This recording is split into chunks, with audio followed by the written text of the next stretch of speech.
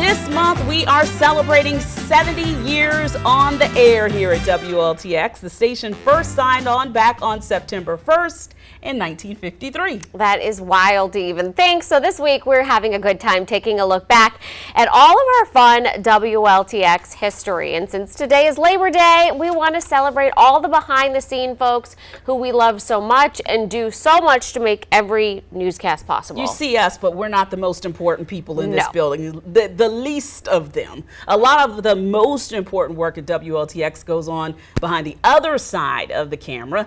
That's one thing that hasn't changed in all of our years on air. Producers, directors, engineers, audio operators, just to name a few, have very important jobs that we rely on every day. And for more than 20 years, our chief photographer, Chris Brathwaite, has been one of the hardest workers in our newsroom. If you've been at any major local event in the past 2 decades, there's a good chance that you have seen Brathwaite there with a camera. He describes how he came to work at WLTX. When I was in college, this was the one station I watched, watching Bob on sports, watching Dolores, Trenell Moore. They came to speak to us at Claflin, and that was something that I said that I wanted to do. Got an internship with the Olympics in Atlanta, and I wanted to work in TV at the time. So, LTX was the first thing that came to mind because, I lived down the street from the station at the time after college. So, I used to always pass by. I saw the transition from the old building to what we have now. And I remember keep saying that, I'm going to work there one day. And now here I am, the chief photographer. So, you work hard at it, it can happen.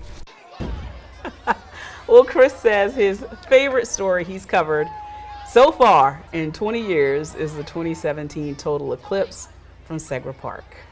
Chris Brathwaite is a friend to all. Darcy and I both adore him. Meanwhile, the station launched under the name WNOK TV, broadcasting back on channel 67, way up the UHF dial, and that made it harder for viewers to get a good signal. So back in 1961, the station switched to channel 19, and that has been our number ever since. While the dial changed, the call letters remained WNOK for another 16 years. And we haven't just changed the call letters. Our logo has evolved many times through the years, and boy, they all look familiar to me, don't they? Lots of different variations with our branding, you can see. And then, of course, the one we use now is right in the middle. And Darcy, I'm counting shirts I have at home, and I've got a solid 1, 2, 3, 4, 5, 6, at least 6 shirts with those different logos. I'm thinking about business cards. Oh, and yeah. I can think of 1, 2, 3, 4, 5, 6, 7 different business cards. The one in the bottom right is what I think of as classic News 19, the red, white, and blue one. Yeah. We had that one for a long time. For a very long time. I was not here during the WNOK days. Right.